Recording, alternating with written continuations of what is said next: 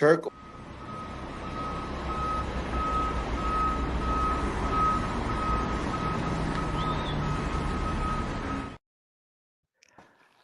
All right, ladies and gentlemen, thank you for tuning in to the Boxing Rush Hour show. This is a little bit of a Christmas New Year's edition because we've got the probably the last biggest fight, yeah, it is, of the year, um, coming up tomorrow. Abe, can I just jump in and be an editor? You can't say the last biggest fight. You just got to Wait, say this is the biggest fight to end the year. I mean, I what just would don't like the Yeah, way that lead was written. the biggest fight. Yes, there you go. What was I gonna say? See, you threw me off there, Lukey. Anyway, Well, words are hard, man. Words are hard. I have um I have my guest who jumped in there, uh, the biggest dog of them all, Lukie uh, Boxing from Boxing Scene. I And of can't. course, we're joined by Zachary Ochoa, who was uh, swerving through that New York traffic to get here at a good time. Gentlemen, how are you doing today? I'm good, man. I'm good. Just I rush only for my guy. Only for Abe. I rush for nobody. Only for Abe. Tell me No, that. no doubt. What's good, Lukey? How you doing? Yeah, I want to bring some when you think of the holidays, I think everybody thinks I bring the cheer. So I thought I had to bring that, that merry spirit I embody. So just thought I'd give a little bit of that. Yeah, and I see that you're feeling a little festive with your sweater there. It's cold as hell, bro. It feels like it's New York, and I don't pay New York prices over here. So it's like 40 degrees. So it's like even when you have the heaters on, you have to wear heavy clothes. Yeah, no doubt. Hey, listen, before we get into the meat and potatoes of this all, I want to just revisit last week in a little bit. Um, had a couple of big fights here, or I should say fights that were entertaining. Alexis Rocha versus Raul Curel. It was in Ontario, California. These guys, for people that I guess don't follow it that closely, they did not think much of this matchup. But we all kind of knew that this was going to be one of those competitive fights because of how they've performed in the past, and being in Southern California, you get to see these guys in fights a lot more, so you know what they're bringing to the table. But it ended up being a brutal draw. I mean, brutal in the sense where it was back and forth action, very entertaining. Um, Lukey, you saw both of them go at it. More than likely, a rematch in the future. What did you think of the performances of both fighters? Thought Alexis probably fought to the best of his abilities, maybe a little under his best ability. And I thought for Curiel, there's a lot to be concerned about. It looked like he didn't really know how to cut the ring off at times. Even though he landed more jabs, it looked like he followed a lot. And Roach at the same time didn't like follow a strict game plan. He kind of had to let me just wing it at times, which kind of made the fight close. To me, it really felt like it was supposed to be the birth of a welterweight star, and neither guy could level up. And that was kind of like the worst outcome. So I think that it's probably going to be like a co-feature or a third on the bill for like a Ryan Garcia pay-per-view next year. I don't really see these guys unless it's an LA based and they need the network dates. I don't really think that this leads to another big main card event in a big arena. Yeah, and Zach, when you saw that fight, I know that Alexis, even though people would say different, I didn't think he looked that great in his last fight. So coming into this fight, he looked definitely better than he did on his last time out. Um, do you think that he has topped out as a fighter, even though he's still relatively young? Do you think that he No, can't? We can. no, We don't. We you. Do you think that we've seen the best of him already? no. I don't think you've seen the best of him already. I think I don't know. You could try and say that, but the thing is, like, you got to also realize he's been in some good fights, man. He's been not like super top tier one level, but he's been in some really good fights, and I think he might be fighting harder than he has to, and he's not thinking and using his brain as much as he should. You know, you can't wing every shot super hard. You can't. You got to cut the ring off. You got to throw your jab. I think that he needs to get back to the fundamentals. It's very important, you know. But I think that if he has a couple more fights like that, then he turns into a journeyman. But Mm. Alexis Rocha is a very good kid, and he just happened to put on a big fight. It's not people. That's not a fight that people. I doubt there's going to be a rematch. I can guarantee I you. want They to add to this. We go got to ahead. talk about how like Alexis taking a lot of damage. He Like this has. isn't Street Fighter 2, the video game. He's not a selectable character. Like he's taken a lot of punishment in a couple of fights, and that like adds up over time. And I feel like part of like him winging it is like some of the stuff he used to have. That age, I think he's about 30, right? He's 27, maybe 29, somewhere around there. I think everything's catching up to him, and some of it's discipline, but I think he's trying to do some of the boxing. But like when you get knocked out the way he got knocked out, that's gonna mess with your reflexes a little bit, especially later in your career. At least I think. It does. It can, and then the fact that Alexis Rocha, he's not a small guy. So you got to understand something. This is one of the main things for his performances. He walks around, most likely, of course, heavy. He's walking around heavy, and that is not also going to help you when it comes to, if you're a guy getting up there in age, you have to keep yourself in good shape all the time. Not go super hard in the gym sparring every single day. Crazy because that'll do damage to you. But, you got to keep yourself in good shape. Were you signed to Golden Boy when he was there? Yeah, I believe so. Yeah, I think so. When Did he you was guys ever first. cross paths? Yeah, yeah, many times. Yeah, yeah, many What's times. some insights? Like snitch on him. Nah, he's good. Give us the gym stuff. Like He, what's he, something you remember?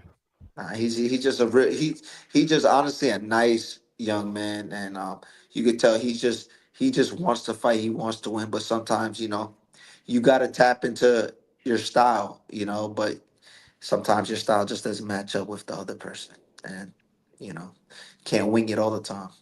I was talking with these dads. These dads call me. I don't know if you guys knew, but dads in boxing like to call people's phones. Like dads are pretty active in boxing. Oh Boxing yeah, dads, yeah, I think so. Yep. yeah. It happens. So I was on the phone with a dad, and it was like we are talking about styles, right? And one of the styles is like if you come forward, you gotta have power, right? No, It's a this is tough not true. life if you're gonna be a come forward guy because you gotta be real slippery, That's not deceptive. true. That's You not don't true. think that's true? You got to have power to be a come forward fighter. Not necessarily, but it makes life easier. It Like would you have make to life be. a lot more easier. But Yeah. there's a guy that's well, Tim Bradley didn't have pop like that, but he could come forward. There's a lot of guys that didn't have a lot of power that come Like forward Steve and could Claggett, slip right? and could Steve Claggett, yeah, but But I'm Hey, saying like there's those guys that come forward that have limited power. It seems like there's a ceiling. Like there's a ceiling to everybody, but it's like if you're coming forward, you have to bat 1,000 every night because you don't got that fastball. And the same thing if you're a power puncher and you're going backwards, you might not set up your shot because your intention might be all your life when you throw a right hand, you got Thor's hammer and now the guy's out. So you might not be thinking cerebrally like, how do I get this guy going? Because you're like, if I hit him with that Hulk Hogan, he's done. he's And gonna fall on his face for yeah, coming forward at me. Yeah, that's true as well. But there's also guys that don't have super pop and everything like that. Like a guy named Joe Kawasaki. He just is a love him. super knockout puncher, but hey, he'll stop your ass in the late rounds by putting accumulated punches together and good pressure on you. So it's how you put it together, but it's really hard to wing it all the time like that when you just got to learn different things, and you can't change a fighter fully. Can't really do that. You got to tap into what they're good at and make it better. That's all. It's hard. And I think sometimes it's like temperament too, right? So it's like Lex probably does a whole full training camp, working his butt off, and he's doing everything right, and then he gets punched in the face, and maybe he's a guy. It's like I just want to punch you, and it's like that That can be don't one of work. the hardest things to Yes. shake. Is you spend a whole training camp working on this thing, and then you get in there, and like all of a sudden you just can't stick to it. This is true, and that's why the mental part of boxing is the most important part. Because if you hit Terrence Crawford, He doesn't just start winging at you. He sets up what he just got hit with and goes, okay, try that again. And he brings it to you. You understand? It's the mental part. You can't just get jabbed and say, you know what? I'm going to just start swinging at you. A lot of these guys do that. Or the opposite. They get hit and they'll just start retreating and don't want to really fight like that. So it's pretty wild. Yeah, and listen, they're gonna do the rematch more than likely in 2025. The other fight that the knockout circulated social media plenty this past weekend was Bruno Saraci or Sarachi probably, KOing Jaime Munguia. He got knocked down first in the second, and then I believe he came back in the sixth round and knocked out Jaime Munguia with like a slingshot right hand. I'm gonna go with you, Zach, first. When Munguia was coming in to the first, second round, and then he got that knockdown, did you think that he might have gotten just a little too overconfident, Absolutely. um, and and thought that this guy had nothing for him to be able to stop him from coming forward? Absolutely. I think there's a lot of that comes with this. He's just came off of big fights and he's kept himself busy very fast, which is good, but then cannot be good. Recovery is very important. Your chin has expiration sometimes. But he looked very confident. Once he got that knockdown, you could see his body language. He looked like Isaac Cruz after Isaac Cruz fought Javante. He looked all confidence in the world. And then guess what? He got caught. And everybody says this guy doesn't have power and stuff. It doesn't matter. Punches still hurt. And if they hit you at the right time, you're out. And that's what happened. Yeah, and Luki, this all seemed like it was going to eventually happen for McGee, right? Because of how he fights and the punches that he's gotten hit with from top level guys. We just didn't think that it was going to come from Bruno on Saturday night. Listen, I'm gonna give you a a math problem, okay? So let me do some research, and we're gonna do a math problem together. Are you guys ready to do this with me? I like So that. we're gonna do a math problem together because you know how everyone likes to talk about it's a sweet science and we're so smart. So Munguia's had 46 fights, okay?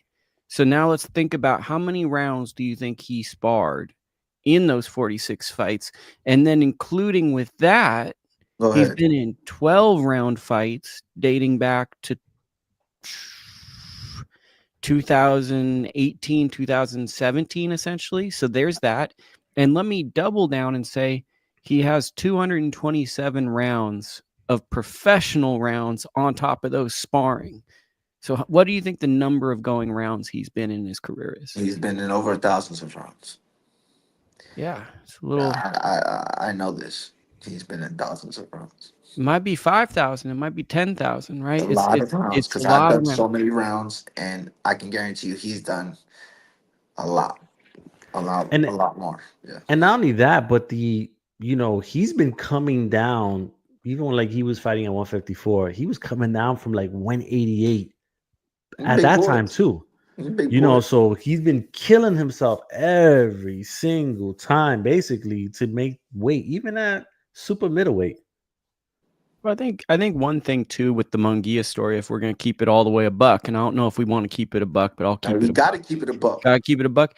Munguia got a lot of hype. A lot of prospects didn't get coming up. He got a This big is win true. over Saddam Ali. He got a big promoter pushing him.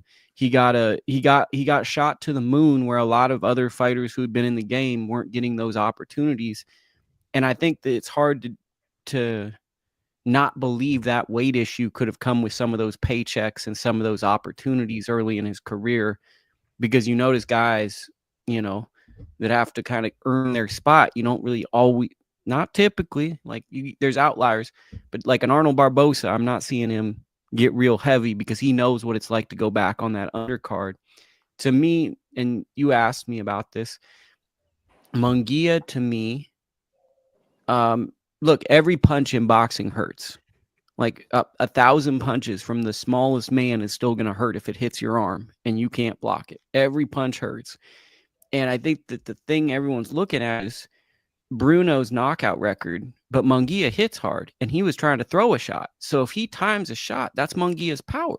So if you catch a guy at the end of the shot, you could fight a guy with a feather in his hand, and if you throw your power and the feather has a little bit of, a stick to it, you could walk into a knockout punch with anybody. And I think that's the misconception sometimes from a fan's perspective, is to just look at the records but not think about things and how situations can happen. And that's the difference Yeah, between boxing, like boxing fans, like the casuals, and the guys that actually think in depth of boxing. Like it's totally different. Well, I just am faking the funk, so I don't want to put myself in that Right. category. I'm just faking it. But I think that, like, what I saw in that sequence, right? He had his hands low like a gunslinger. So he threw some whack punches on the ropes, boom. Just kind of threw some garbage punches that you wouldn't want to see someone going. There was like this level of, he's not going to hurt me. He's not dangerous. And that's what led to the shot, was this very careless mindset. Uh, yeah, man. And listen, and Srirachi, um he had that slingshot momentum too, which adds to the power of, or the impact of the punch. If you look at it, how his body was shifting, and he put everything into that. oh yeah, changed his life. That's what he did. Changed his And life, guess and what? now, He gets either a rematch, or which he's going to get paid a lot more, or he gets a big fight now. You understand? And by the way, going back to the Rocha, either winner, if somebody would have won by knockout, either one would have got a big like fight lined up for themselves. It would have been very good for them. But now they're in stalemate. So yeah, and the Srirachi Manguia had a rematch clause for whatever reason, so they're going to do that again in Mexico, I believe. I read somewhere. Um, Awesome. it's funny that with Manguia, right? And you were talking about this, Luki, as far as his rise being fast. It all started with that Triple G fight, right? The fight that could not get sanctioned between him and Triple G at the StubHub, the old StubHub, and it almost seemed like the attention and the popularity, like he was always chasing the level of the attention and popularity with his own progression. What do you think about that when I say something like that, Uluki? I mean, I just feel like he was one of the first viral boxers, in the sense that, like, I had no clue who he was, but I saw this box rec image on Supreme Boxing being like, man, this guy can't fight Triple G, right? And then I remember being in the gym and getting the phone call where Vanez was getting the fight. So the world was seeing that, and then I was hearing Vanez was about to get it, and Vanez came down to the Bay Area and did like a week or two camp for that one. It didn't go too well, but Vanez had real balls for taking that. But to me, I felt like there was like a folklore around Munguia even before he made that thing. And I remember talking to John Molina Jr., if you remember John Molina Jr., and he was saying, this guy can really punch. He's going to win that fight, when he got the all-E fight. And it was that folklore foundation of the Supreme Boxing post and those posts, added with the win on HBO, that kind of gave him a quote unquote credibility as like emerging as a world champion. He kind of became a guy overnight, and in reality, he was unqualified to be that guy in it's, hindsight. yo, you're right about that. And the reason why is because me and Saddam Ali are good friends, and we've done like thousands of rounds together sparring. And and when I saw him getting this fight, it was more for me. It was like, who the fuck? Who is this guy? You understand? And it was like a setup almost for Ali to like to get his. He just got his belt from Cotto. He should have had at least another fight or a bigger fight or something like that, make even bigger money. But it wasn't. They just wanted to give Mugia an easier fight. Not saying Saddam was an easy fight, but the size difference is ridiculous. You know, Saddam won the belt by going up to fighting a real 135 or welterweight, as in Cotto. You understand? Saddam actually was a real welterweight. So when I saw this happen, immediately right afterwards, I was like, wow. And then his name just boom, boom, boom, Mungia, Mungia, Mungia, Mungia. The main goal for them was to get Mungia, make him a star, but get him a fight with Canelo. and that was it. The mission is passed, as in getting a fight with Canelo. Game over. That's it. But let's Now, let's go even can deeper. he come back though? Yeah, of course. But He beat Liam Smith, good win, right? And then he almost loses to Dennis Hogan. Many people thought he lost that fight. And then it yo, was like, let's just make him a prospect again. So the weirdest thing to be about Munguia was he won a belt and then he spent years as a prospect after being a champion. And it was like nobody really talked about the fact that Munguia went from being a title holder at the top to like a middleweight guy that was fighting kind of vulnerable opposition where he had every advantage over them until he kind of stepped up this year. that's true. Yeah, and he almost lost to the Asian dude. I was trying to look up his name. Well, he almost lost to Inoue. He almost lost to Yeah, Derevyanchenko. But if you look at those guys, they're naturally smaller guys. Jimmy yeah, Kelly, naturally smaller. I think they yep, messed up where like they got him a belt so early, and then they was like, no, we're supposed to treat him like Canelo, like Chavez, like give him all these other easier fights to build him up even more. But it was too late. Everyone knew he was a title holder. But you know how it goes. I yeah, guess I'm old school. When you win a belt, you Fight got to be top. going for legacy, right? Because if you go for legacy, you're going to get big money fights. You're going to get great opportunities, right? You got to go for the belts. You got to go for legacy. And to really just kind of see a fighter step back in opposition, it tells me something about their desires, right? Because he didn't protest being moved back, and it kind of hurt my interest as a fan watching him. That's true too. But you got to know that like some of these guys, you know, they don't control their careers. They can try and do their best, but when those certain words are in the papers, can't really do anything. And not saying he didn't want to fight the best, but maybe he just couldn't. Maybe they were just saving him and stretching him for as long as they could, you know. And now you see results of what's happening. I'll tell you what is going to happen, though, Abe, to rudely interrupt you. Our guy Bruno is going to get a bunch of fights against like Berlanga and Diego Pacheco and everyone that wants to go and be like, see, I'm better than Jaime. Watch what I can do to him. So he's going to get himself like 3 or 4 fights Oh, with you'll see. guys that just want to compare themselves. Even if he loses the rematch, that's like, imagine if he goes 12 rounds, loses a decision, then everyone's going to want to be the first guy that stopped him. That's how it yeah. Throw goes. in Billy in there too. Oh yeah, he can do a trip to Canada. He can do wherever Berlanga wants to fight him, wherever Pacheco does. The all around. But I mean, that's when you have these big wins, you go one of two ways, right? You're either going to be like a Cambosis or who's the guy that Baldemir, like Cambosis Baldemir, or else you become a guy like a Munguia sort of, where he came out of nowhere. Yeah. And listen, I just want to, before we go on to the other thing, I just want to touch on this one last fight. It happened, I believe the week before that.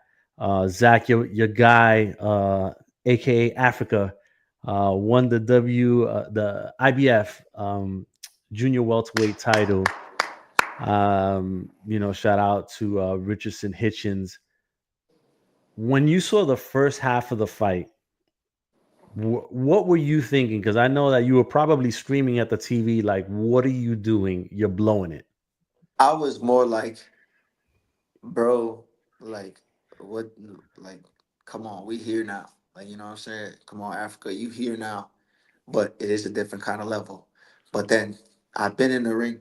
I've sparred Africa bunches so many times. I said to myself, oh, like after the couple of rounds, I said, I know what's happening. And it was basically wait for the fatigue, wait for the. He's been in these camps with Crawford. He's been in these. He knows what's. Let's wait for them later rounds and start going. Downloaded the data. That's it. Let's see what works for this guy and what doesn't work. He can't take my shot. He can't take my counters. My counters are working on this guy. My jab is pumping on him easy. Let's get him to decision, and we gon' win on points easy against this guy. And guess what? The second half made it look like nothing. And guess what? Shout out to Africa. You know what I'm saying? He did it. He did what he always wanted to do, and that's become world champion. And I'm proud of him, big time. And Lukey, we talked about this offline before. Um, not too many people were giving credit to Hitchens' corner for keeping it real with him and letting him know exactly where he was in the fight and what he needed to do to win it. Can you elaborate a little bit on how important that was for him that night to get the W because of that? Really? I did a story on his coach, Lenny Wilson, who I think is a good coach, and Lenny, he's a character, if nothing else, right? He's definitely like someone that I feel like reminds me of people I grew up in boxing gyms with, for sure. It's like he's like a lifelong boxing person, and I love those moments where like someone that loves the sport of boxing and has been with someone for a long time, just their passion for the sport comes out, and it's just raw and unfiltered. And I feel like between the fourth and fifth round, he had a moment. It's not quite to the level of "You're blowing it, kid," which is like a famous one, but it was like Paulie Malignaggi has like this saying of like sleeping on his grandma's couch. Like when it was really, really hard fight, like remember you used to have to sleep on your grandma's couch, and that was the motivation. And I felt like he had a way, because a lot of times we want to talk about the technical instruction and like be like, okay, this guy's a chess player. But sometimes it's like going back to what Paulie says, emotion of the moment. And I feel like Lenny captured that emotion that Richardson was going through and knew what to say technically while handling the emotion to get the most out of him. And there's still absolutely. little things I want to see him improve on. He gets a little flat-footed at times. I think at that next level, he's got to be a little bit on that. But I think it was special the way he responded to Lenny in that moment was pretty neat. Yeah, that I like how you bring that up because I've seen them in the gym and Lenny, he's a real one. Lenny's a good guy. And guess what? Lenny is gonna like he's never sugarcoat shit when it came to Africa. Africa's his main guy, his star pupil. You know what I'm saying? And he would tell Africa, "Yo, man, what you doing? Nah, man, you look like this. Nah, he's got to get better like that." He's always kept it real. So in that moment, everything's on the line. Absolutely. And that, pushed Africa to even think better. Because, Africa in his head probably like, what? Hold on. They got to, I'm working my rhythm. I'm going to get it to it. But you need that push. And like you said, Lenny did that at the perfect time.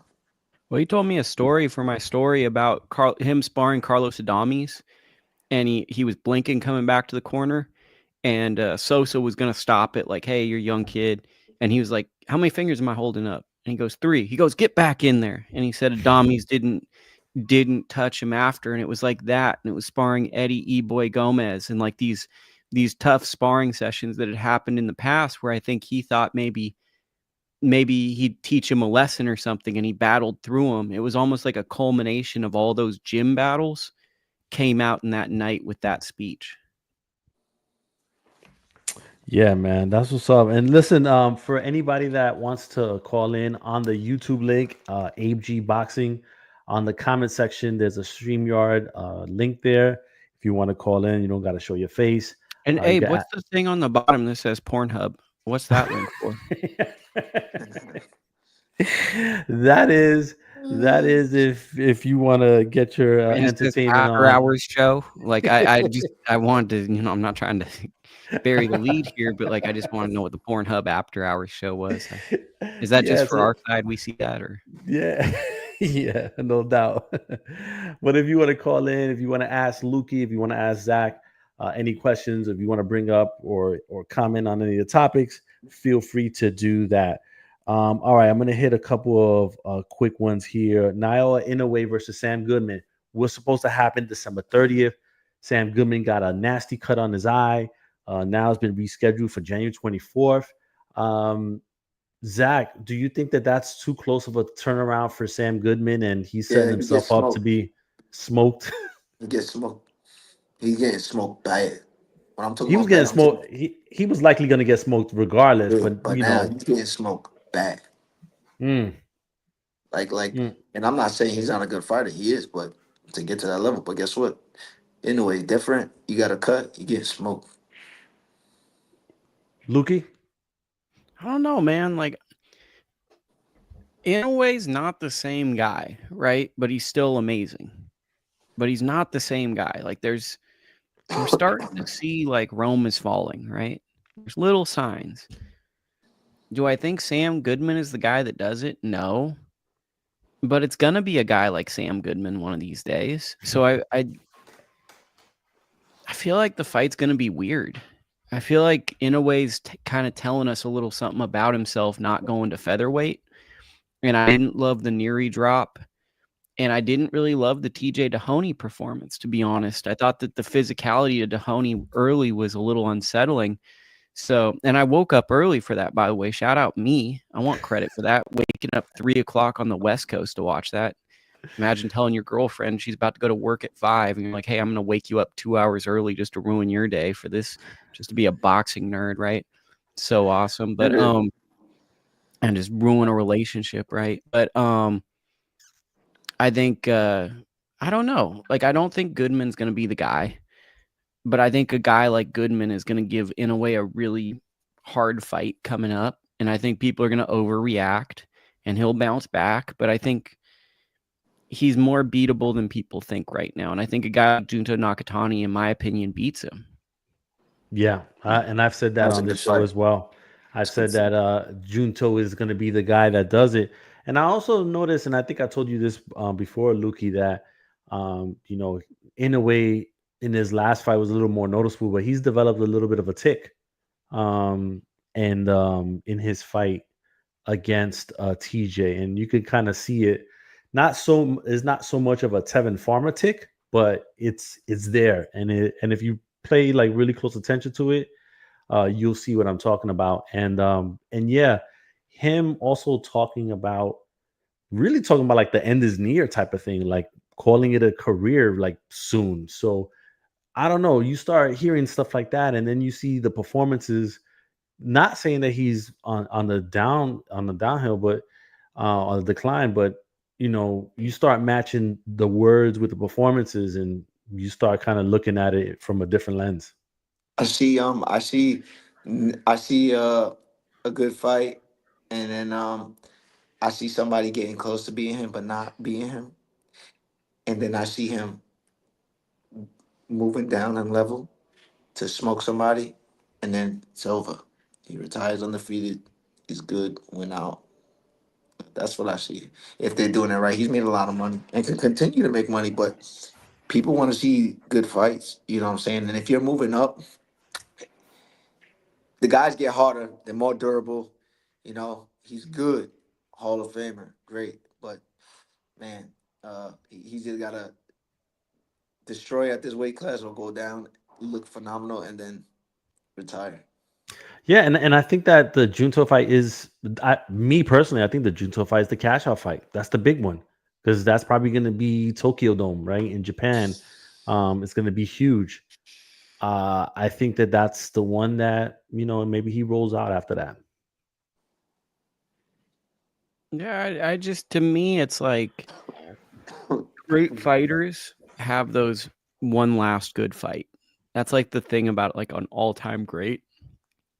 It's like they can be done. And like even with Pacquiao beats Thurman. He had no business beating Thurman, but like all-time Nope. greats just pop up and do something. So like that's the weird thing about Inoue is he's not looking great to me, but if you put him in with a great fighter, even though I think he's on the downswing because no one talks about it, but he fought such hard competition for so long, it's hard for me to believe like his body can sustain. Like you just can't sustain.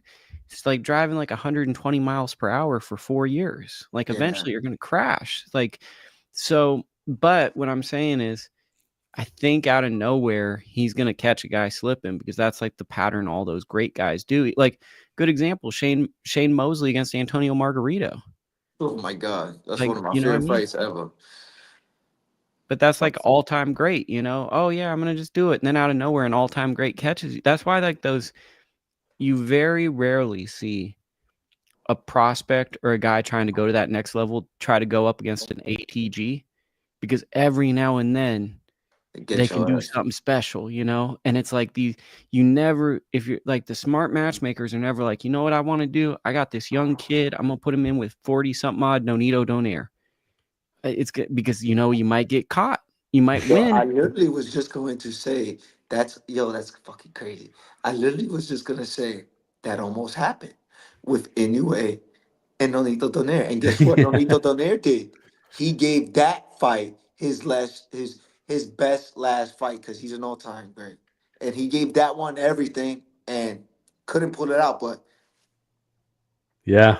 But that's that all-time great moment. Like, you know what I mean? Like that's the risk you run, like, you don't want to that's why guys always try to pick the guy right below an all-time great. Who's the most famous guy, but they're not, it's always these risk and rewards, and that's where it gets dangerous, man. You just got to take the good fights. Yeah, and I had heard from some folks over there that when Inoue was, I think it was the Neri fight, he felt uncomfortable at his because he rehydrated too much. He went too high on his rehydration and felt a little uncomfortable. Now, whose fault that is, that's his you fault. know, yeah, that is his fault. But he felt uncomfortable and felt a little heavy. And so when those type of things are happening, like you have to kind of open your eyes a little bit and see like is the end a lot closer than what we want to think. I'll just say something. I don't like it when guys tell on themselves. So if he's saying that, if I'm a coach in the other corner, I'm going to say he looks heavy. I think he's rehydrating heavy because I know there's an end to the brain. So he's saying things that may or may not have happened in the past, but he's giving you a thinking that something's not to my standard, and I think it's this. And that's my concern with him is during his run, his real big run, he didn't let us in, and maybe it's comfort, but like when guys start, hey man, it's the weight, hey, it's the spark, it's a little cautionary. Yeah, Giving away too yeah, much. yeah, no doubt. And so listen, we're gonna hit on the next topic here. The Ryan Garcia. I'm just mentioning this because it's news, and he pushes the needle. His fight got postponed, hurt his wrist, postponed, canceled, however you want to call it. It just sounds like Oscar got his way and didn't get the money that he was supposed to get, and he shut the whole thing down. But that's boxing, man. Do we see this fight happening, or is it, Oh, hey, we're gonna move past it and we're just gonna go to the next Ryan Garcia fight? yeah, it's not happening. I personally don't think it's happening unless they work it out and they're like, you know what, stay busy. But Brian wants more of his money, but you don't. You got to give the cut to the people under the contract. But that's not happening. I Yeah, don't. yeah, no doubt. And then the other one that I'm gonna hit on, it was posted by old Ricky Glazer, Mr. Glaze himself, that Top Rank has signed to the Zone, or that Top That's Rank is moving over to the Zone. I was talking to Lukie earlier about this, and Zach, as far as how is this good for boxing? I should say, is having all these promoters under the one streaming platform good for boxing, with the exception of PBC, because right now they are with Amazon Prime, but they're the ones out of the circle of Turkey. now it's a little hard because it's a good move on their part, but for the boxing world and fans, I don't think so because they're looking for ESPN fights. These people still are watching. I talk to these old guys in the street or sometimes. Yeah, I was watching ESPN. That kid Shakur, I was watching ESPN. The other guy, he's good. Like people watch ESPN, to watch boxing and stuff like that. But it's pretty hard because you got to download an app. A 60-year-old man that doesn't know how to work Roku sticks and things on his phone got to download an app. Got to pay for it. Just it's I it's a it might be a good move, but because a lot of people do watch the zone, but not as much as ESPN, Yeah, But hey, business is business. yeah, and it's business. I know, Lukie, you don't really care James too much don't about care this. about either of the things, so you know that, like, you don't even have to ask him. Yeah, no doubt, no doubt. I will ask you this though.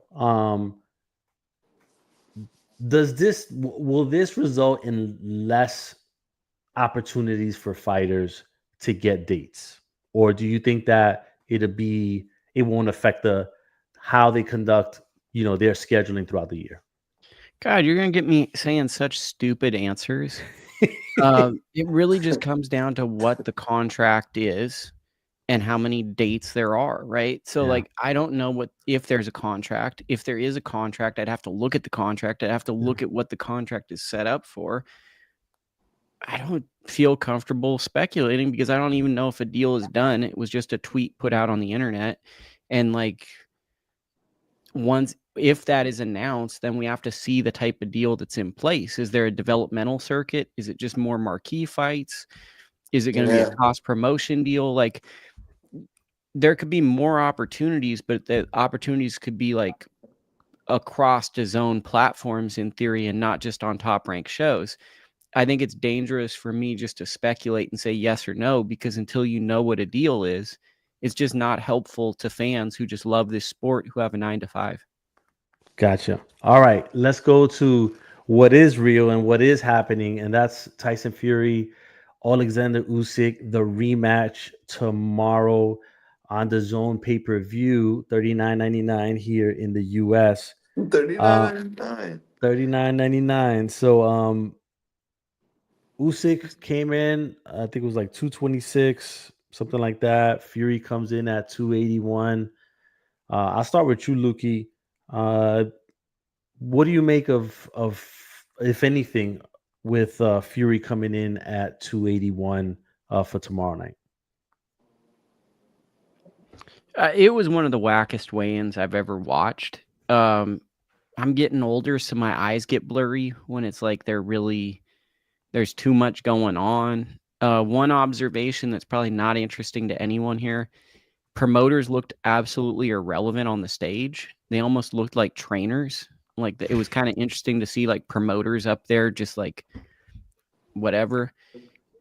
I don't know what to make of Fury. It's either Fury's going to come out and he's going to be like this improved guy and stops Usyk, and we're like, man, he was just in the zone, because he's completely a different guy, right? And when someone tells you who they are, you have to believe them. So he's either so focused he doesn't want to talk, or he's so broken he doesn't want to talk. And until the performance, we don't know what it is. But I think the tough thing about how he's carrying himself, it's so different that if the result is dramatic one way or another, people are going to have extreme opinions based on that. Yeah, and Zach, I mean, Usyk, he's with that whole crew, right? The Loma, Aegis, Yeah, he gets through. Yeah. yeah, 226. He came in. I know you've been around Loma for a little bit. You kind of have a understanding of the level of focus as some of those guys in that team have. What are you thinking with Usyk? Do you see anything different from the weigh-in and from this week than from the first fight? No, I feel that I feel that he's ready to go. Like he's locked in.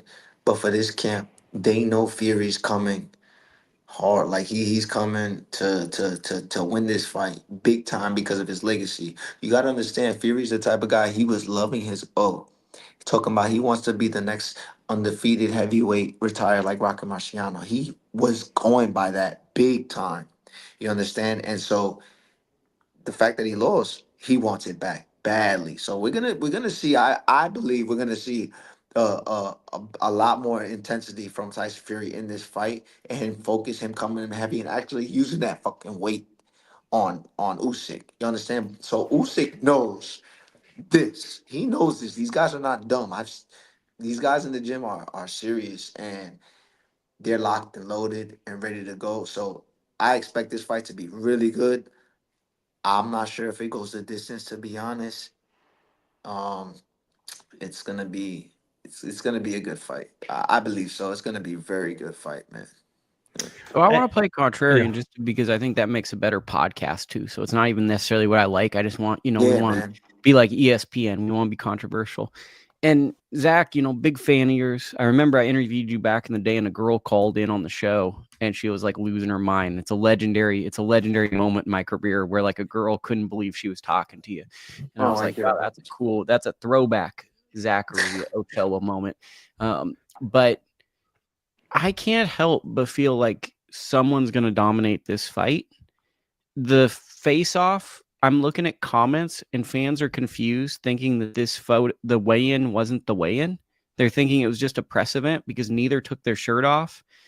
There was a lot of tension in the press conference. See, I'm a big press conference guy. I don't know. Most people don't enjoy the press conference stuff, but I like press conferences. Yeah. A lot of tension in the press conference face-off. The weigh-in today just felt like a ball of nerves from both guys. And I just feel like one guy is just not going to have it. That's just my feeling. I don't want to curse this fight, but I have a feeling it's not going to be a great fight. I feel like one guy's going to dominate the fight. I can't tell you which one it is. And it's going to make things awkward. And that's just my gut feeling going into it. That's real interesting. You could say that if both guys, you said basically that it's going to be a great fight, but you don't know which one's going to dominate.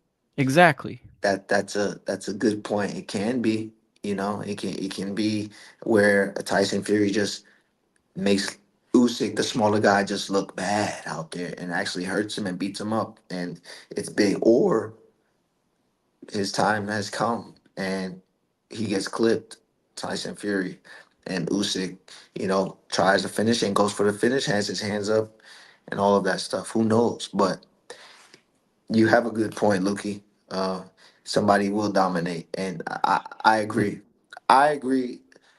I still think it's going to be a great fight for the first 4 or 5 rounds, but then somebody will dominate. So I give you 50% on that. So showrunner Lukie is gonna take over this segment, and I'm gonna say let's do some keys to victory. I was just about to say that. Let's do Let's do the deeper key. than the average show. Let's break down how either guy can win. Let's be a smart Wait, does show. it come out on the slide with keys to victory? Well, we don't have. Al Abe doesn't have that Bernstein? Where's level of Al production. Bernstein at? I don't. Where's Al I Bernstein? don't. I don't. I actually was gonna go. for the keys to victory. He's getting ready to shadow box like Teddy. I actually was gonna go into the keys of victory, but yeah, let's get into it. But I will want to mention this, and I'm gonna start this off. Start off the segment with this. Obviously, the great George Foreman. He said to me that right before the first fight that the way Fury has been knocked down, he feels like he can never get to the point where he was at before getting those brutal knockdowns. That those knockdowns were so vicious that it took a lot out of him, and he doesn't ever see him being that competitive or to that level where he can beat a high level guy. And that ended up playing out in the first fight somewhat. I agree with you, bro. And I told you this before. Tyson Fury's been in a lot of wars, and guess what? I don't care. Nobody can say nothing about Deontay Wilder. He had the heavyweight division on his back for years. Okay, and guess what? When he hits people, he changes their whole fucking life. They get knocked out. Tyson Fury did not get knocked out, but been blasted by him. So his life is changed. His boxing style changed. That can change you, but can he get up for this last? Can Lukie said? Can the all-time great get back up for this last one? Can he? We don't know. We got to see. And that's kind of what I'm saying, right? It's the Lukie all-time great thing where it's like the all-time greats get back. Lukie theory. The Lukie theory, right? The Lukieism. The Lukieism. So I'm gonna give you my keys to victory. But hold on, Lukie. So we're gonna go Lukie keys to victory for Fury, and then we're gonna go keys to victory for Usyk by Zach. Go ahead. Okay, this is gonna be deep. No, this is a weird keys to victory, but I think it's important for Fury. In a lot of his big fights, he sets the tone with intimidation, both in the ring walk and being in the ring.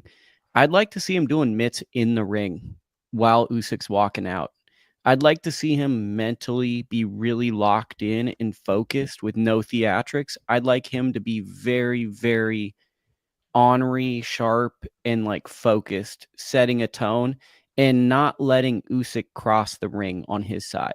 I'd like to see him setting a tone where this is my ring and you're not crossing it from the beginning. And then that small thing is going to go into the fight where he just starts on him. And it's like, this is a big man pushing you. So you start from just that stance, and then you start by trying to grab him, hitting him on the hip, pushing him, maybe losing a point. But I think he starts a rough physical fight. He's hitting elbows, arms, and I think he has to go for broke kind of early, as weird as that sounds. I think he has to be more physical, go for broke, and try to make Usyk have to exert too much energy, because Usyk's greatest gift to me, besides IQ, is an ability to control his pace, where he can keep going that pace a long way. Fury early on has to dictate a pace Usyk doesn't feel comfortable fighting at, and that he can maintain because of his size and physicality. I think another thing is Fury's got to not let himself be on the ropes and keep his hands low. That's a bad habit of tall men. And I think that if Fury keeps his hands low, sitting on the ropes, thinking he's Ali, he's getting hit a lot in these fights. That's another thing people aren't talking about with Fury. He's very talented, but that weight gain, the coming down, getting in your mid-30s, he's getting touched like he didn't get touched earlier in his career. And we've seen him basically get knocked down in his last 2 fights. So I think there is a level of damage Fury can't take anymore. And Zach had a great point. You get dropped by Fury or Wilder. How many times did you get? 4 times in total? And the last fight was really brutal. So, I mean, to me, Fury's right at that edge of, has he taken too much punishment? So I think that for him to win this fight, he has to set the tone early and really take the fight out of Usyk early in this fight. Because I think if Usyk gets to that second half, I worry with Fury that in his mind, he's going to have a mental thing where he goes, oh my God, it's happening again. So I think he needs to start fast and feel like he's figured out the problem and that he's going to dominate. He cheated All right, death, Zach. Tyson Fury with Deontay Wilder, by the way. He cheated death.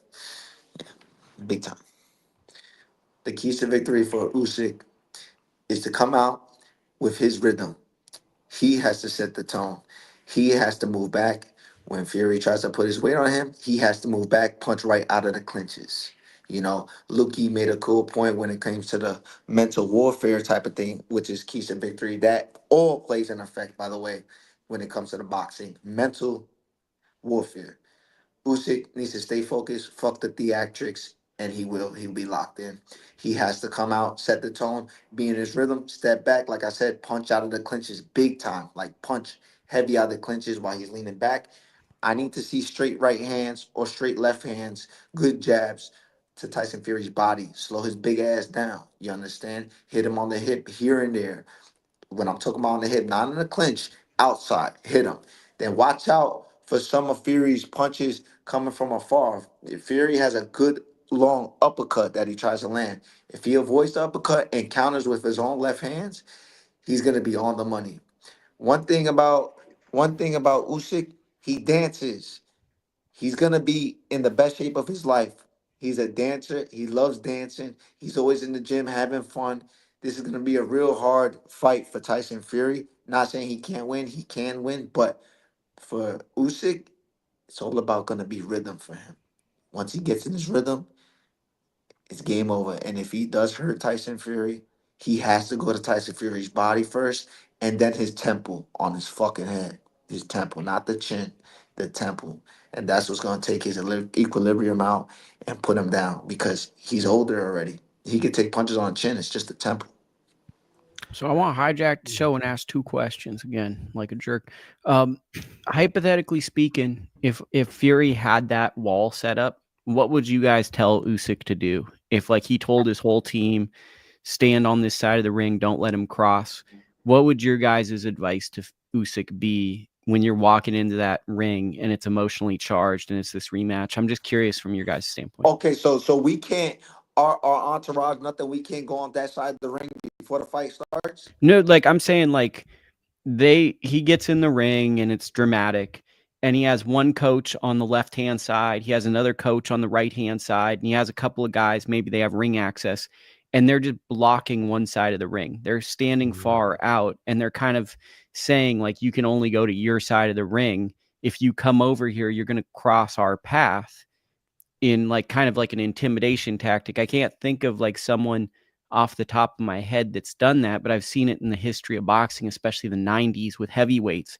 I'm just curious, kind of like your guys' perspective. You go in there, and that would be kind of like Fury saying, "Hey, I'm going to push you around." What would you do? Would you have him sit in the corner? Would you have him go up to that point? Would you have him cross the line and see how Fury reacts? Like, I'm just kind of curious. Being around these type of guys, they're so militant. They're not gonna give a fuck. They're literally gonna tell Usyk, "Don't worry, we break him later." Almost just like that. He's locked in. You don't give a. They don't care about nothing extra. It uses that gives them motivation to to get to you quick. Like they will fuck you up. I remember one time, not to blow up any sparring. Me and Lomachenko sparring, great sparring, everything great. You know what I'm saying? We in the sparring. I said like this, come on, like, and we working, and I did it again. Whatever. After sparring, he's like, "What?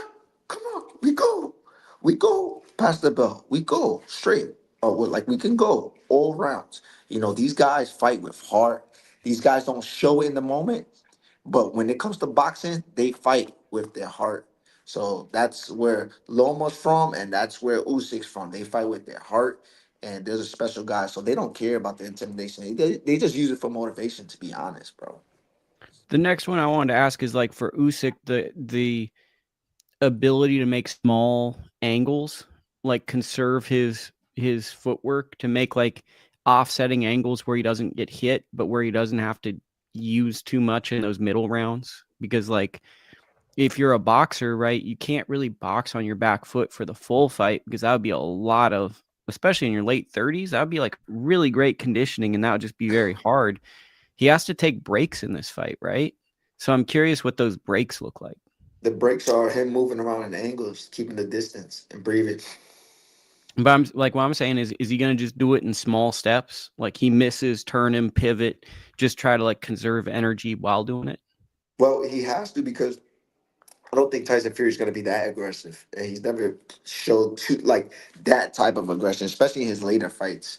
That's the only time Usyk's going to really get to breathe is on those angles and misses and things like that. But go ahead. I think that Usyk has to take those smaller. Usyk can take those smaller steps on the second half of the fight. First half of the fight, he may have to make dramatic shifts because Fury is gonna be more live in that part of it. But he could then get away on the second half of the fight. Those small shifts that you mentioned. I think personally, he's got to change the eye levels throughout the fight, because uh, it felt like Usyk was headhunting a little too much on the second half of the fight on the first one, and so he could have gotten him out of there potentially if he would have done what Zach was saying and hit him into the body when he did get him hurt, instead of just trying to knock his block off. Yeah, yeah. If Deontay Wilder couldn't do it, you got to go to this guy's body, bro. You have to go to his body. My gut feeling is Fury's going to start fast.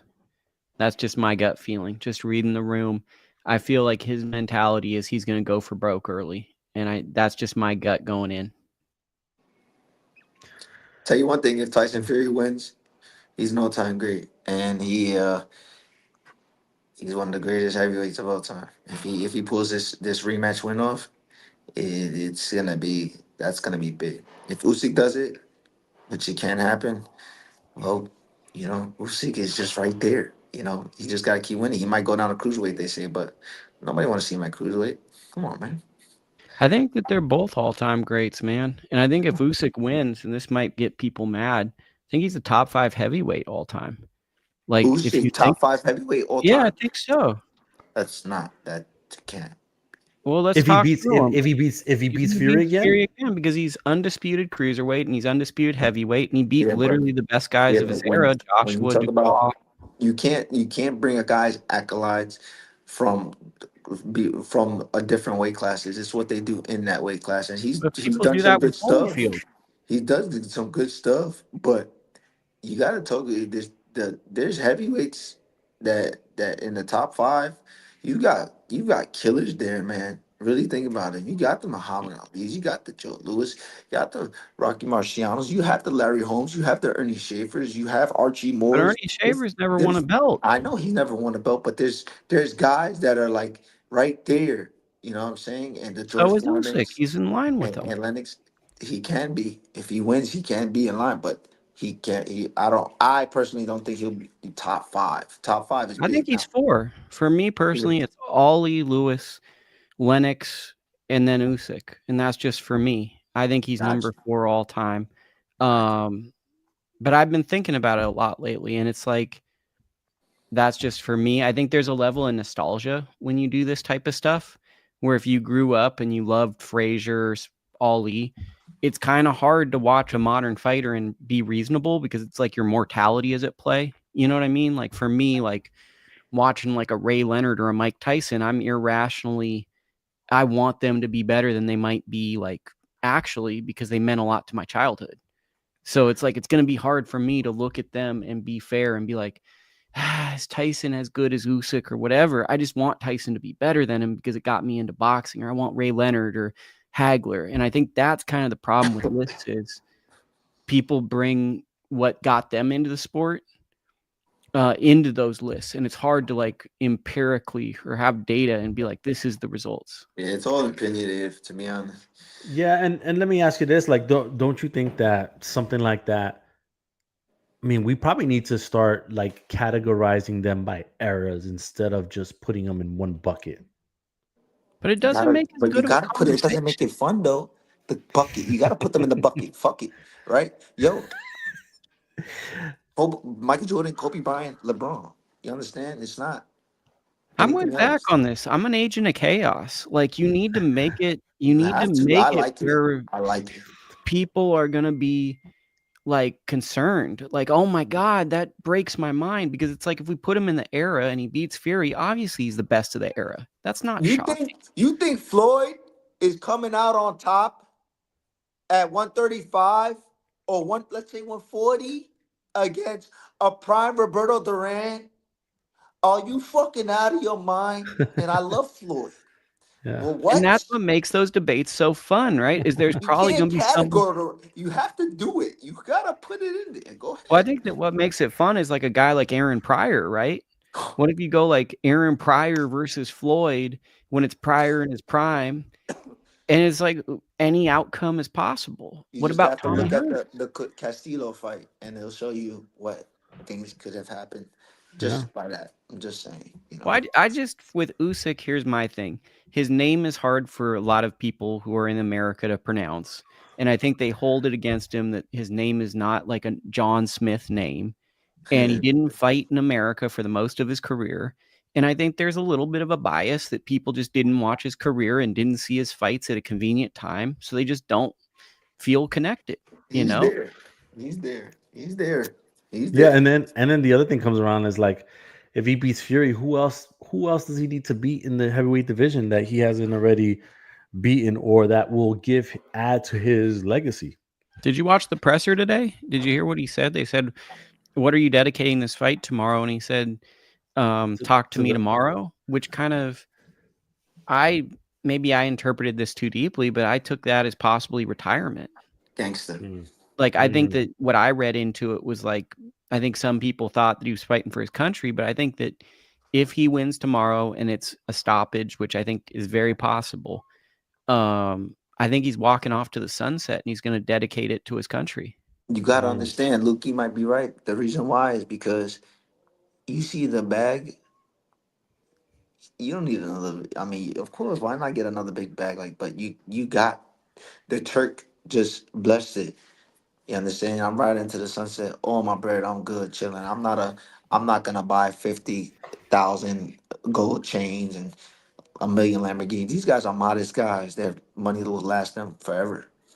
Yeah, and not only that, but like Usyk, after his last fight with Fury, he was talking about, you know, he didn't. The heavyweight fights are really hard for him because of the size differential, and so he's like, they're really hard. They take a real hard toll on him, and so that's why he was talking about that move to cruiserweight because, Hmm. um, he's 226 and he's fighting a guy that's 60, almost 60 pounds, It's heavier than huge, him. fucking huge, and he got hurt in the first fight a couple times with Tyson Fury. And guess what? Usyk is in his prime, by the way. If Usyk would have got touched by Deontay Wilder in Deontay's prime, Usyk is gone. He's going home because nobody's touching Deontay Wilder's power in his prime like that at all. You know what I'm saying? And he's still a small heavyweight. You understand? He's not on Chris Bird level. He's much more higher than like he's like a small heavyweight, but on a whole nother level. Now they said, um, they say great fighters, right? Both great fighters fight each other. Whoever's bigger is going to win, which is true most of the time. But guess what? Tyson Fury's not in his prime. He's gone through hell and back. So it's pretty rough to see. But it's gonna be a good fight though. Can we also appreciate that Tyson Fury accomplished all this looking like Humpty Dumpty? Yeah, Like, like he looks like the guy on the subway that's asking for change with ripped jeans and all that. And look at what he does. He's a fucking he fights to the death. He goes to the burger. Oh man, love Tyson Fury. Don't care. Don't care. he's like it's one of those things like remember those like when the internet was first going and the memes where it's like Golovkin and a bodybuilder and it's like imagine trying to explain to someone on the street this guy's so much scarier than this guy. Yo, Like remember that? Remember those? Remember those? Yo, those were good. Those were but good, but man. it's like I mean you show Fury at some weigh-ins he's like he looks like a fat guy who's tall and he's built this resume based on like great coordination, boxing skill. But the one I think that the interesting thing to me about the fight, right, is Usyk never slacked on his conditioning. Fury did slack on his conditioning. They're both in their mid to late 30s. Does that play a role in the fight? And is that a Yeah, factor in yeah, the it fight? can. Yes, it can. Yeah, It can yeah. because it did that to Ali and later in his career, which Fury has done a lot of stuff like Ali, even though Ali wasn't doing all the other stuff, but I wasn't there. Um, and Ali would lay on the ropes. He would get a little chunky. He didn't care how he looked really, but he'll fuck you up. He'll beat your ass. You understand? But later on, you see that looks don't really mean anything because Ali's fought these guys like Ken Norton and everybody that look like bodybuilders. Everybody, they all look great. You see their bodies, it's ridiculous.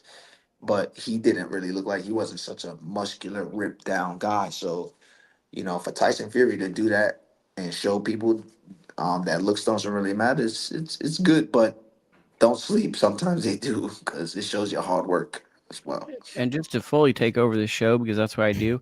How about the fact that they weren't supposed to be the guys. It was supposed to be Joshua and Wilder, and they just kind of pulled the rug out on the world. Like everyone was waiting for that mega fight, and then they both kind of beat those guys, and then Fuck everyone's like, everybody. Fuck everybody. I'm pissed off. First of all, Luke, you don't bring this shit up. You know why, man? You know why?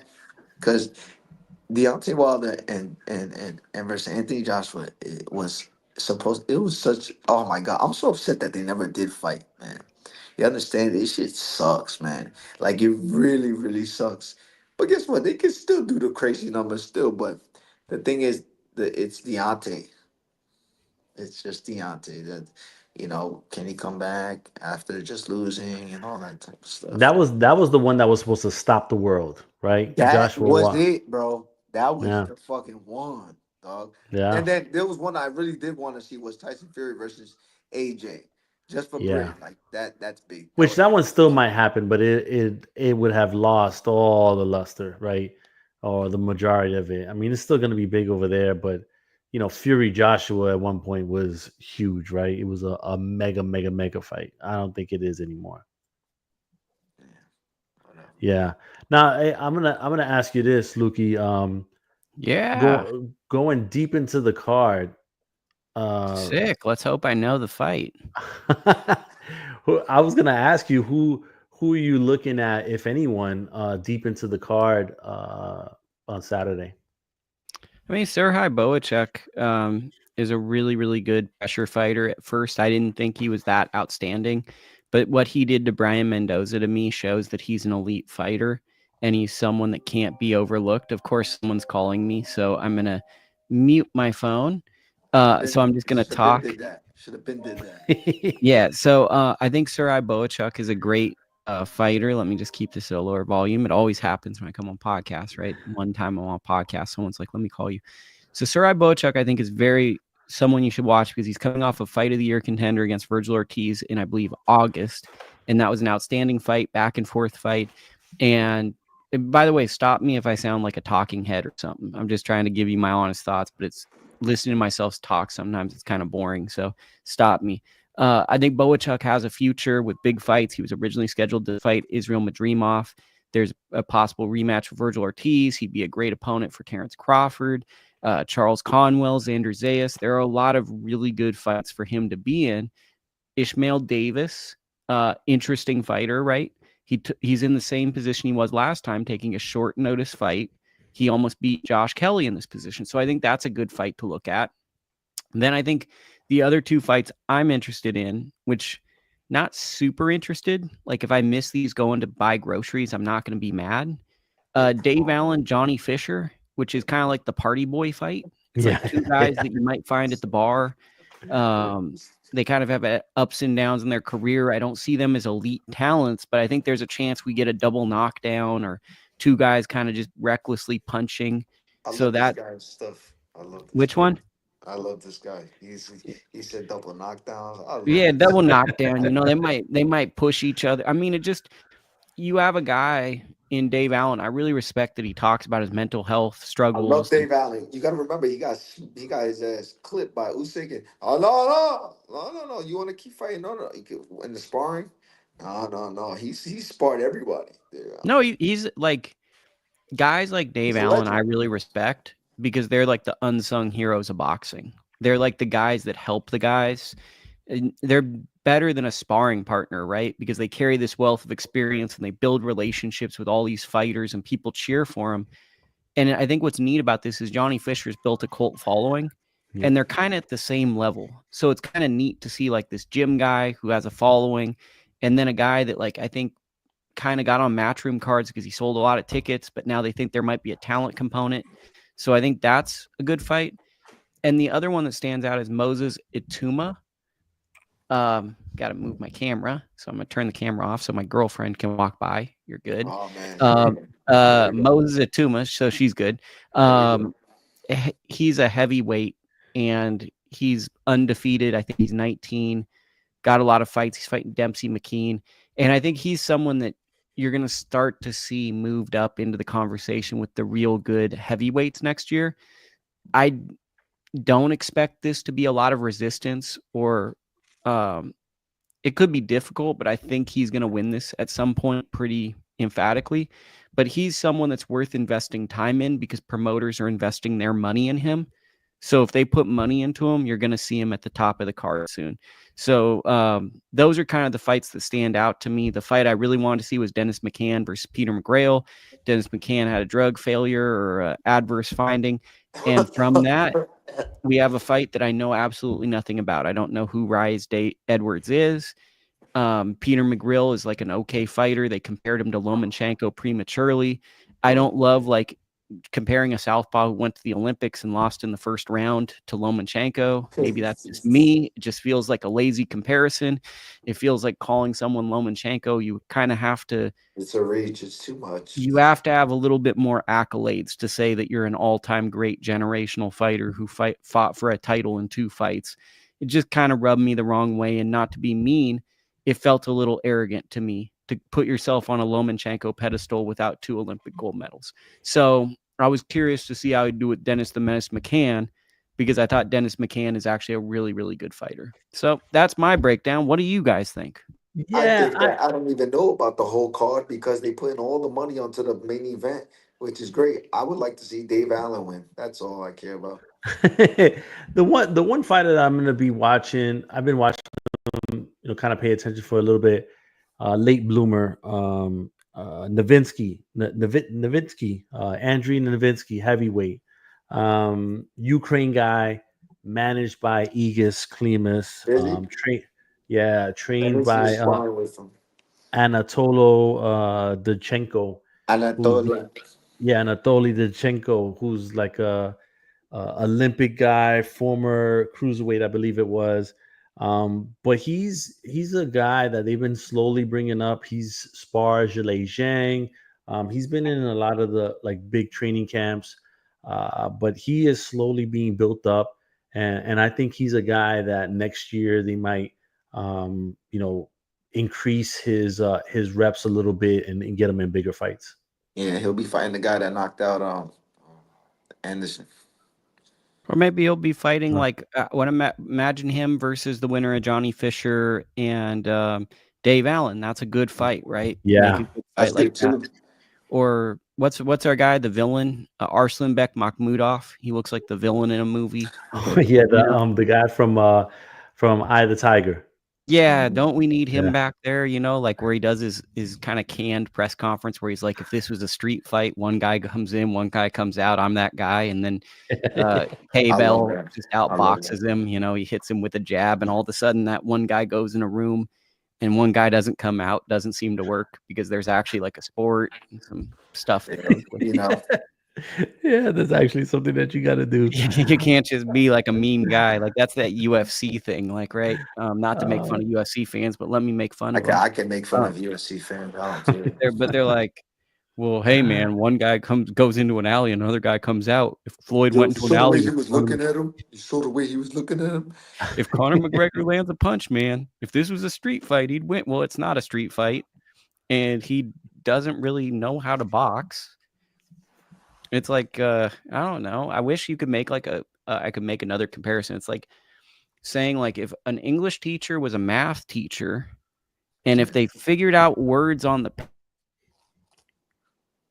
we lost you, Lukie. You muted yourself. oh, I'm muting myself. There you go. There you go.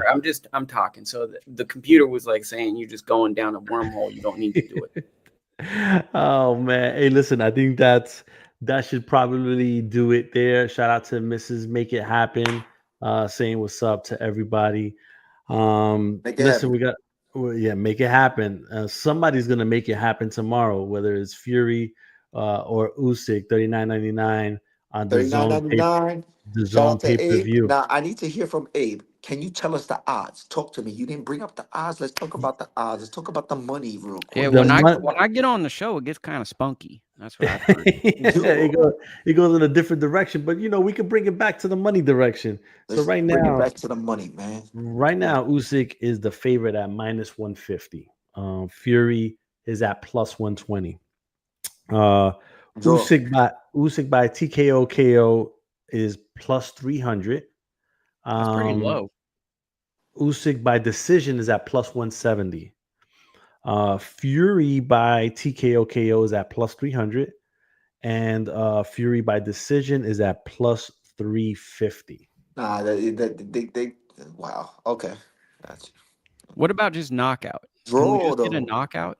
Yeah. That I said that first. So Usyk plus 300 for the knockout. Just like we don't care who wins. It's just going to be the Nah, I under. don't think did they have that. A Oh yeah. knockout. I could probably pull it up. See, I'm messing up the Look at show you. right Look now, at you. but I'm Look at you making him go to the filters and shit. yeah, I'll pull man. it up right. I'm just I just like to look at the draw numbers. Draw numbers are always crazy. Draws They're at probably plus like 1400. 50. so you put $10 on that, So You gotta put looking at 500. DraftKings doesn't. I didn't see just knockout. Right here. I'm sorry. Either fighter to be knocked down in rounds 1 through 3 is at plus 475. Let Plus me see. 475. Yeah, plus 475. Send me the link. Both fighters to be knocked down and Fury to win is at plus 1400. Okay. Both fighters to be knocked down and fight go the distance is at plus 900. Oh shit. Either fighter to be knocked down in round 1 or 2 is at plus 800. Come on, Lukie, what you doing, man? Hey, Let man, me I'm just getting on with, some very important people. Maybe making a wager or two now that I know these numbers, Yo, get the Got, numbers right. got some tempting propositions after I hear those numbers. Why not? Yeah, let me see. So let's make like a ridiculous parlay. We should do that for the show. Let's do the rush hour parlay. Let's put Dave Allen in the parlay. Holy If shit. if Dave wins, he probably has to win by knockout, right? So we're going Dave by knockout. Hold on. I mean, Dave is probably plus everything. Plus, but like if he wins, Dave it's Allen's knockout, right? Dave Allen's at plus 650. So Dave Allen by knockout is at plus 1,000. Okay, so that's part of the Lukie parlay. So I'm going Dave Allen knockout. yo, let's go, Dave Allen. Dave Allen knockout. What's the over under for Fury Usyk in rounds? Hold on. Let me get back to that screen here. And by the way, please gamble responsibly. Use your best judgment. If you don't feel like you can do it, seek help. There's people to listen. Just letting you know all that stuff. Yes, but if you are going to gamble, make sure you go to signupexpert.com/fightsatw and get the new subscriber bonuses that are offered in your area. And maybe even do the Lukie lock that I'm about to put, or the Lukie not so lock, the irresponsible parlay of the week. So Lukie, hold on. It's the over and under is 10.5 rounds. Okay, so let me make the most irresponsible but would make me excited bet possible. That's like the worst way to bet, but let's do it. I'm gonna put 10 fictional dollars or 10 points, right? We shouldn't say dollars. 10 tokens that I never want to see again. Dave Allen knockout. The under. I'm saying the fight doesn't go over, that it's under. And I'm gonna take. I'll take the Edwards guy. I'll take Edwards to beat McGrail. So can we do a parlay calculator and see what that would come up with? Oh shit, I don't have one of those. Oh my goodness. I'm trying to make some people. No, because we're in California, the websites are restricted and they don't let you go through the whole process and everything else. Okay, well, I just ruined that segment, but those are my. I'll give you the number to my bookie. I don't want anybody coming to look for me, but I already got a couple of those. That's why I'm in a dark room. But that's my irresponsible. Don't tell my girlfriend I spent my Starbucks money on that bet. I'm going down there for a Starbucks for his and hers Starbucks coffees, and I left with a slip talking myself into it. It's probably like the worst parlay you could make, but if you win, you're gonna feel really good. Yeah. Now, listen, I wanna end it with this, and I'm gonna ask you to respectfully.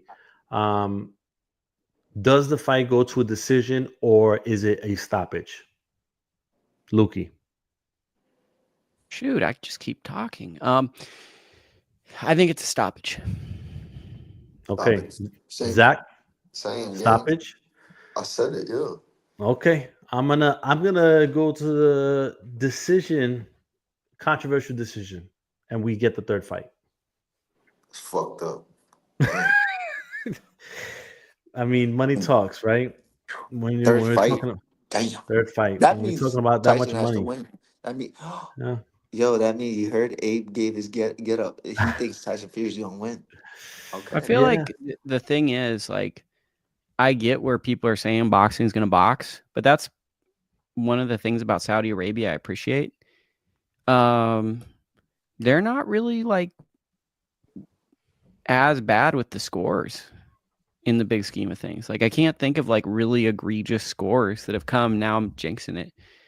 Oh my goodness. I don't know. They are flying Steve Weisfeld over there. And do we have like a story about why?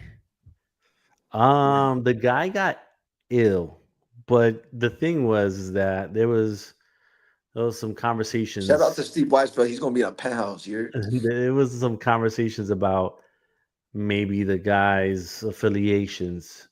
I mean, that actually sounds like, as weird as this sounds, that sounds more ethical.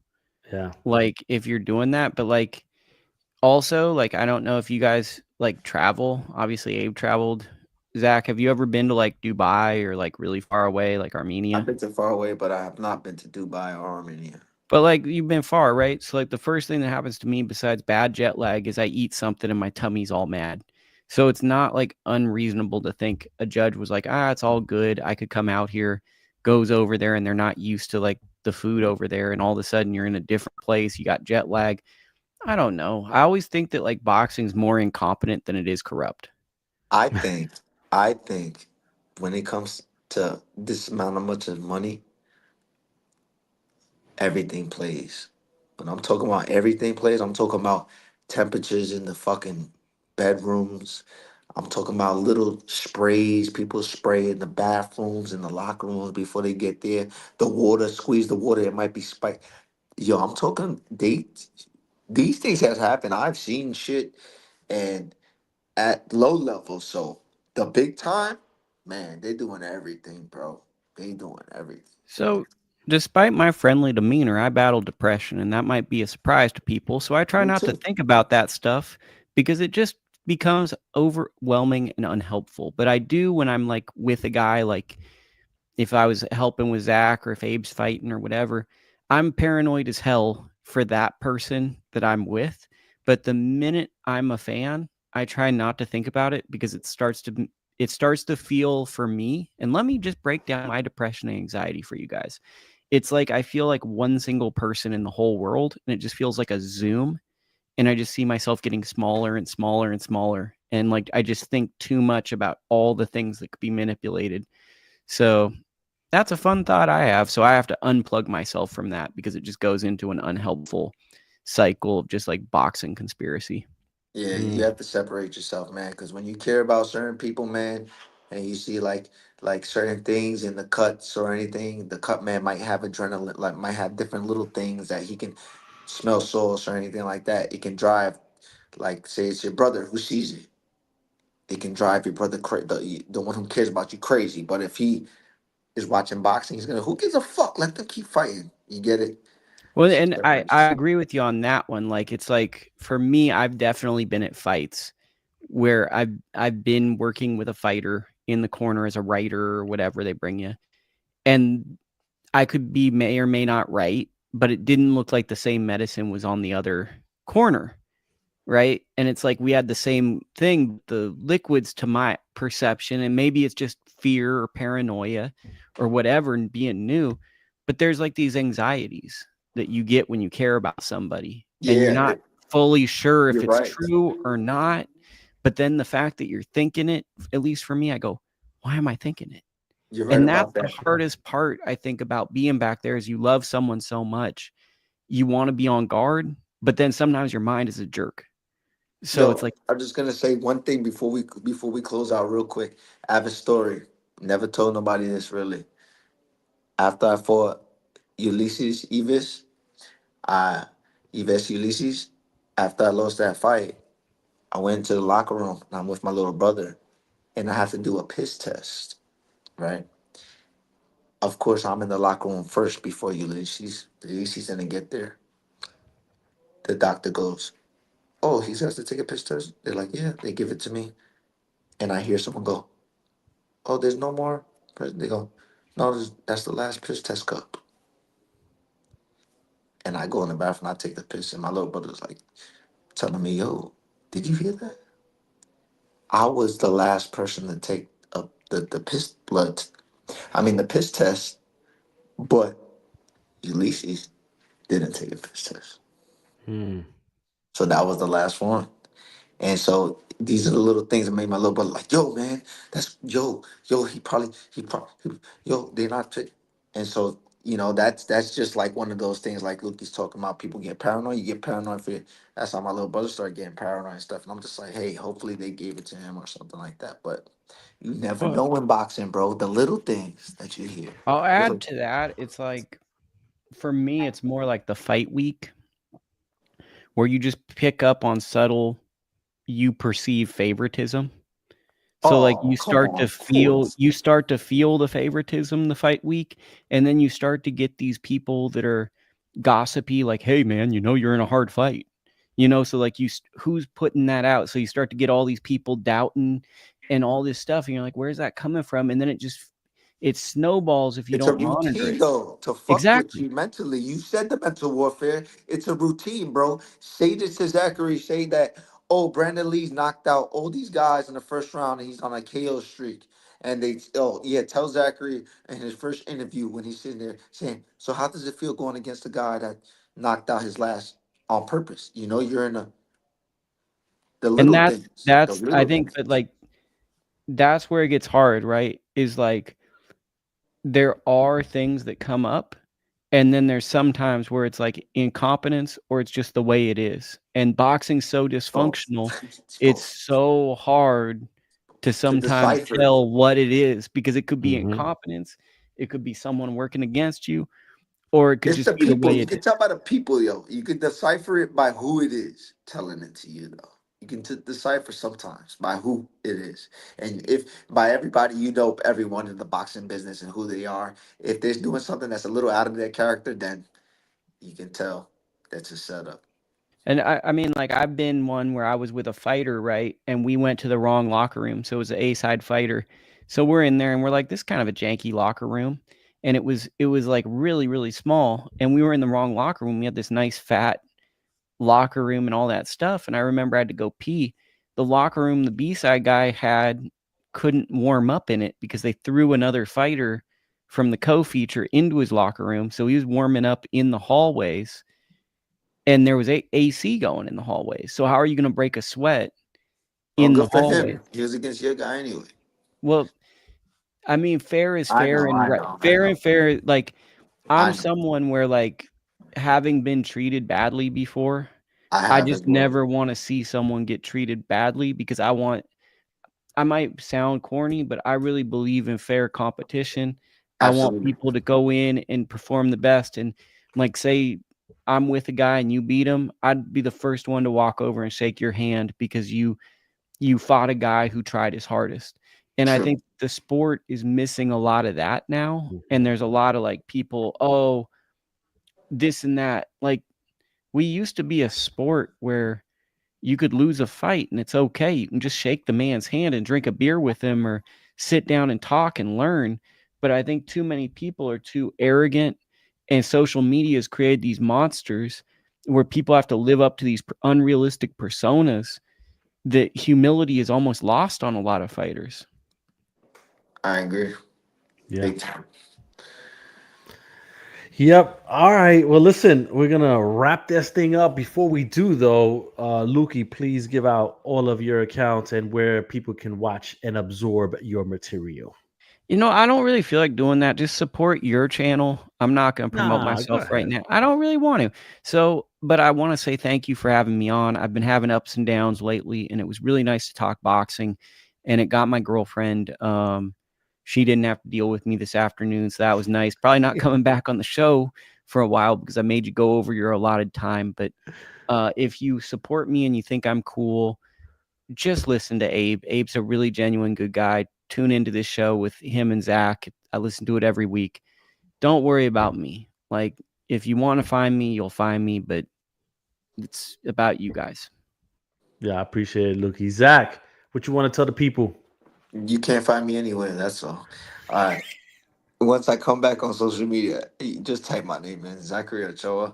Man, shout out to Lukie Boxing, man, for being one of those authentic guys, man, and keeping it real. There's a lot of people that have never boxed ever in their life, and they act all arrogant and they're dummies. But guess what? You're not one of those people, and I respect you for that, big time. But Right. shout out to Abe. I hope everybody has a great weekend and enjoy the fights tomorrow. Somebody's getting fucked up, big time. That's right. That's right. That's right. And, And and listen, sorry to the algorithm for cussing too. hey, listen, Lukey, I appreciate you coming on to the show. As always, I want to wish both of you gentlemen happy holiday and a happy new year, and enjoy the fights tomorrow. I appreciate you guys. Everyone that's tuned in, have a safe one. And let's see what happens. As Zach says, somebody is getting fucked up. So, peace. There we go.